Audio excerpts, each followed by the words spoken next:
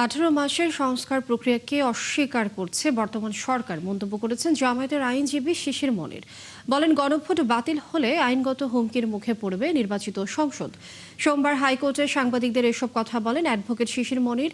স্বয়ংক্রিয়ভাবে গণভোট বাতিলের কোনো সুযোগ নেই বলে দাবি করেন তিনি।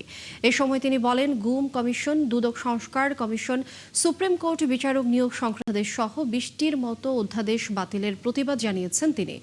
নির্বাচন কমিশনের আইন অনুযায়ী ঘোষিত তফসিলে অনুষ্ঠিত গণভোট বাতিল হলে সাধারণ নির্বাচনের ফলাফল বাতিল হয়ে যাবে। অন্তর্বর্তী সরকারের গঠিত জাতীয় ঐকমত্য কমিশনে 30 বিষয়ে সব রাজনৈতিক দল ঐকমত হয়েছিল। সেসব বিষয় বিএনপি মানতে টালবাহানা করছে। গণভোট অধ্যাদেশকে ইনফ্রাকচুয়াস হিসেবে ল্যাপস করার প্রস্তাব করা হয়েছে, অর্থাৎ গণভোট অধ্যাদেশের আর কোনো কার্যকারিতা নাই, সেই জন্য এটি অটোমেটিক বাতিল হয়ে যাবে মর্মে গতকালকে মতামত প্রকাশ করা হয়েছে। আমরা মনে করি এই ধারণাটি সঠিক না।